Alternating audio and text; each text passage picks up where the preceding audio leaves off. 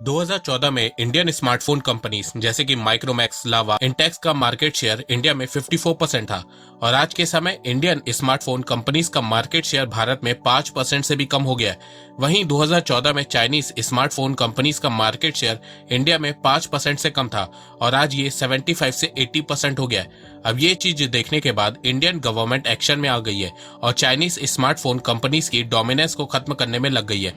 तो नमस्कार दोस्तों, स्वागत करते हैं आपका चार्जिंग पॉइंट हिंदी में। दोस्तों, आज के इस वीडियो में हम जानेंगे कि कैसे भारत सरकार चाइनीज स्मार्टफोन की डोमिनेंस को खत्म करने में लगी हुई है। तो जानने के लिए जुड़े रहिए आप इस वीडियो के साथ।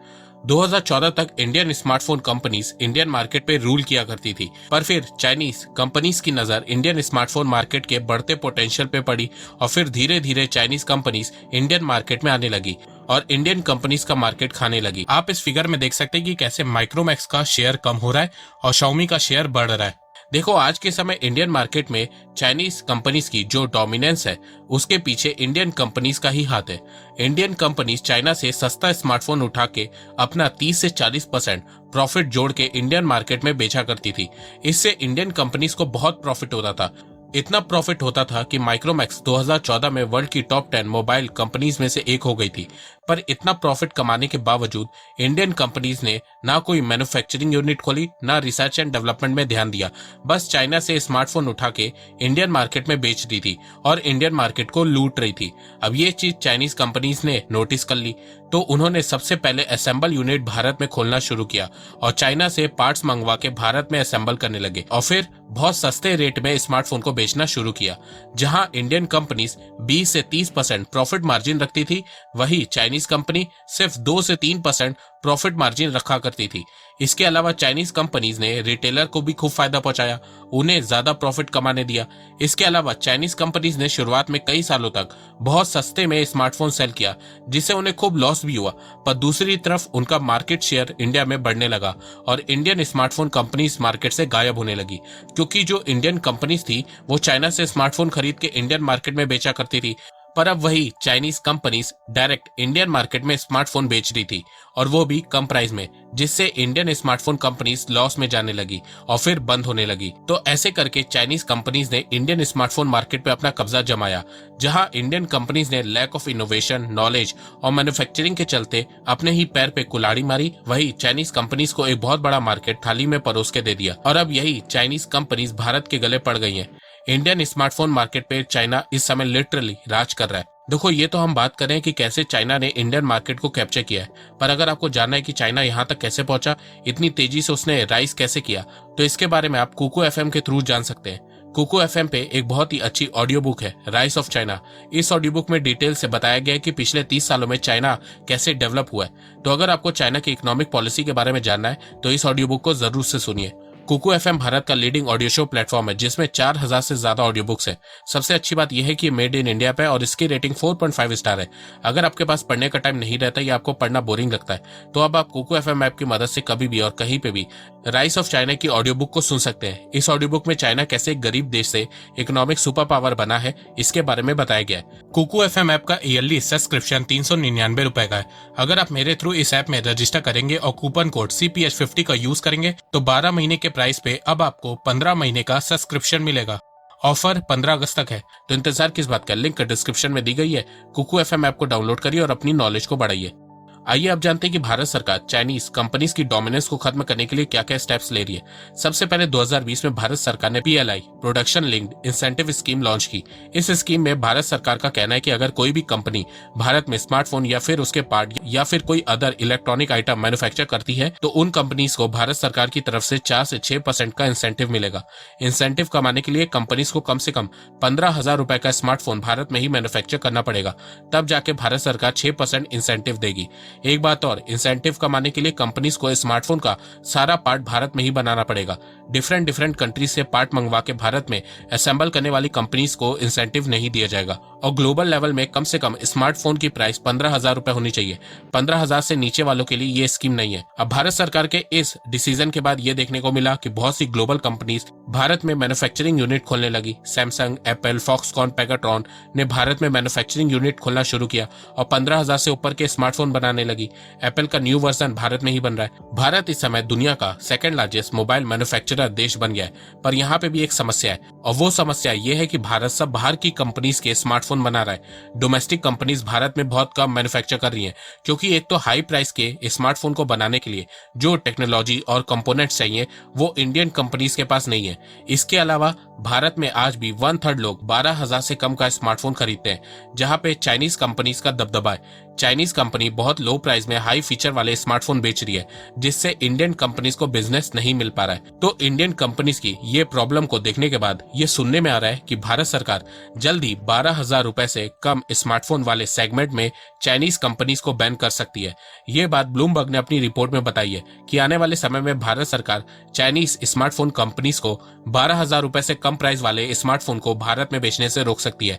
इस एक्शन से भारत सरकार देश की डोमेस्टिक कंपनी को बढ़ावा देना चाहती है। भारत सरकार चाहती है कि भारत की लोकल कंपनीज जैसे कि माइक्रोमैक्स, लावा, इंटेक्स का डोमेस्टिक प्रोडक्शन बढ़ सके।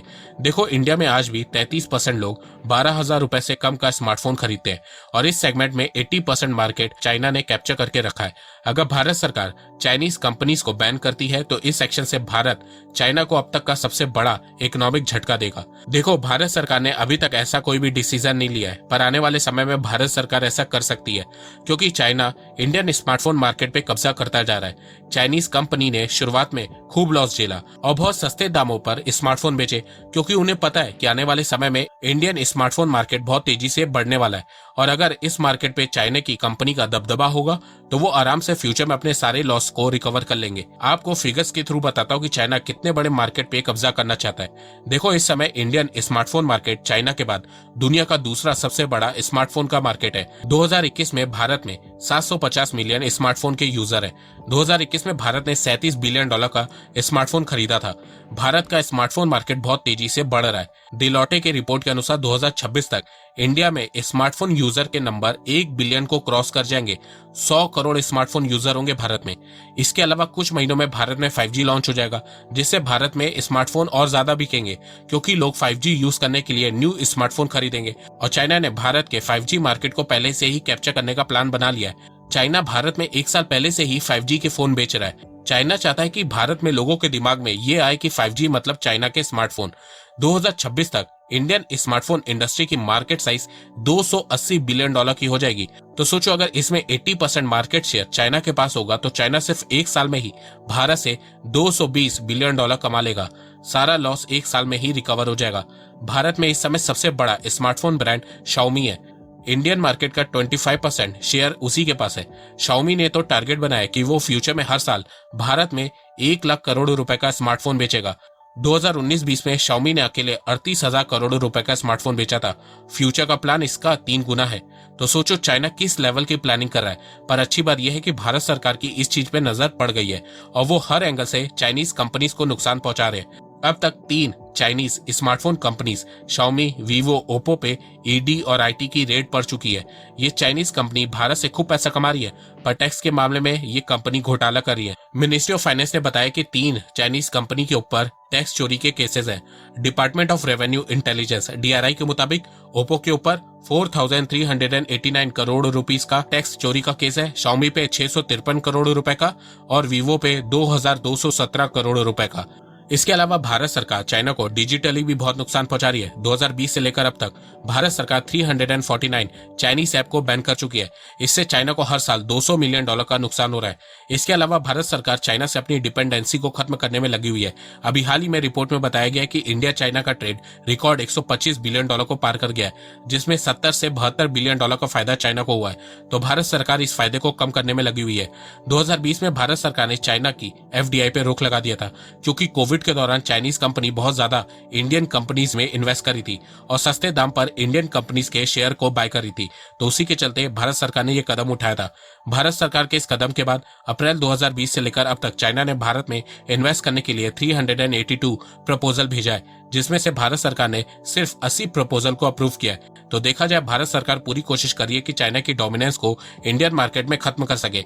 अगर भारत सरकार 12,000 रुपए वाला डिसीजन ले लेती है तो उसके बाद चाइना बहुत ज्यादा तिल मिलाएगा, WTO के पास जाएगा, पर होगा कुछ नहीं, क्योंकि भारत सरकार वहां पे सिक्योरिटी का बहाना दे देगी, जैसा उसने एप्स और FDI के बैन के समय किया था। तो WTO कुछ नहीं कर पाएगा और ना ही चाइना।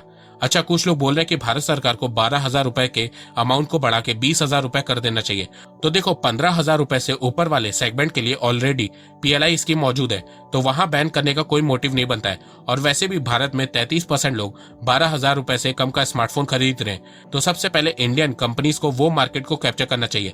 फिर 2-3 साल बाद जब इंडियन कंपनीज मैन्युफैक्चरिंग में अच्छी हो जाएंगी, तो फिर उसके बाद भारत सरकार अमाउंट को इंक्रीज करके 15,000 या 20,000 रुपए भी कर सकती है। 2-3 साल में हमें भी पता चल जाएगा कि इंडियन स्मार्टफोन कंपनीज मैन्युफैक्चरिंग में कितनी कैपेबल है। तो दोस्तों, आपको क्या लगता है, भारत सरकार को 12,000 रुपए वाला डिसीजन लेना चाहिए या नहीं? और क्या इस डिसीजन से चाइना की कंपनी को झटका लगेगा या नहीं? आप अपनी राय मुझे कमेंट सेक्शन में जरूर से बताइएगा। तो दोस्तों, मुझे लगता है कि अब आपको सब समझ में आ गया होगा। तो अगर आपको ये वीडियो पसंद आए तो आप इस वीडियो को लाइक कीजिए, और अब आप मुझे सपोर्ट भी कर सकते हैं पेट्रियन और यूट्यूब में ज्वाइन बटन के थ्रू। एक बात मैं कहना चाहता हूँ, आप जितनी मेरी वीडियोस को शेयर करेंगे उतनी ही रीच मेरी बढ़ेगी और उतने ही लोग मेरे से जुड़ेंगे। तो वीडियो को शेयर करना, चैनल को सब्सक्राइब करना बिल्कुल भी मत भूलिएगा। मैं ऐसे ही एजुकेशनल वीडियोस लाता रहूंगा आप लोगों के लिए। तो अभी तक के लिए बस इतना ही। धन्यवाद। जय हिंद, जय भारत।